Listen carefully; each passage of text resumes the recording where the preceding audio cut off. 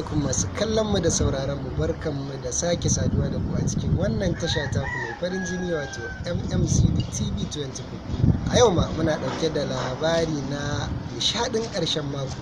Ku biyo mu don jin yadda labarin wannan sati zai kasance tare da ni mai gabatarwa masu hukumar MMCD a wannan tasha ta ku mai albarka MMCD TV 24. Masu kallo da sauraro, labarin namu na wannan mako shi ne wani bawan Allah ne yana zaune da iyalinsa, kwana biyu sai gari ya zafi, aljihu ba kuɗi, harkoki sun tsaya. To yana da wani ɗan uwa a garin Bauchi, sai ya shirya ziyara ta musamman domin a je a ɗan samo guzuri.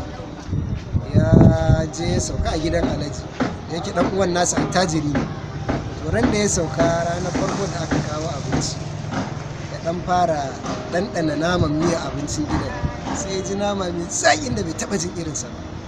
Tun a ranar ya so ya tambaya wai wannan naman ne, sai dai ya ɗan ga kar a ga ƙauyancinsa ya shiru da bakinsa. Sai dai ya samu kamar sati kullum ana kawo girki yana ɗiba, yana tasantin naman. Ranar da zai tafi suka yi sallama da Alhaji, Alhaji ya ɗauko ɗan kuɗaɗe na guziri naira 10,000 cas. Ya ce to a an je a gaida iyali ga wannan kuma a yi wa iyali ce. Ya karɓa ya godiya har ya juya ya tafi, sai dai ya dawo. Ya ce to Alhaji dai abuwa zan iya tambaya. Alhaji ce to lafiya kuma me ba ce ai wato Alhaji tun ranar da na zo naman abincin gidan nan naka da ni da tun da Allah ya halice ni taɓa jin nama mai zaƙin irinsa. Allah Alhaji kar a ce dai na yi ƙauyanci, naman menene? Sai Alhaji ya ce masa ai naman ɗawisu. Ɗawisu shi yasa na ji shi daban. Ta murna yana abin da suka yi sallama da Alhaji, Alhaji ya haɗa shi da direba ya ce a kai shi tasha. Suka tafi rimi da direba, har sun tafi hanya sai ce direba da Allah kafin ka kai ni tasha biya da ni inda ake sai da ɗawisu. Direba ko ya tashi aka je gun da ake sai da ɗawisu. Ya ɗawisu ya ga an kawo mutum a zundume miyan mota, ya taso ya haji barka da zuwa, me ake so me ake so. Mutumin kai sai haɗa rai yake shi ga irin shegen nan.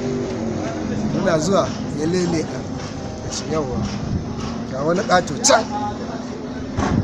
Ya na gan shi ce ɗauko shi. Aka kama ce same wuka, aka kada shi aka yanka. Da kuma lalleƙawa ya ga wani ƙato mai cara, ya ce yawa ga wani mai cara can, to shi ma ɗauko shi aka ɗauko. Ce danna mai wuka, ɗawisu ya kayar ya kuma danna mai wuka ya yanka mai. Ya ci gaba da lalleƙawa, shi anatansa irin kamar kaza ne. Ya ce yawa ga wani can, kamo shi shi ma aka kamo shi same wuka.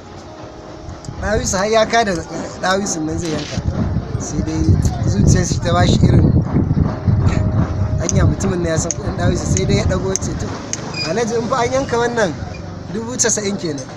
Mutumin ka ce ta ɗaka shi dan ubanka. To alhamdulillah masu kallo da sauraro, a nan muka kawo ƙarshen wannan shiri na labarin nishaɗin mako daga wannan tasha ta farin jini wato MMCD TV 24. Ina kira ga masoyana masu bibiyar shirye-shirye na su ci gaba da bibiyar wannan tasha ta mu domin samun ƙayatattun shirye-shirye masu nishaɗantarwa, ilmantarwa da faɗakarwa. Ku danna subscribe sannan ku danna ƙararrawa domin samun ƙayatattun shirye-shirye a kodayaushe. Na gode daga naku masu hidimar MMCD.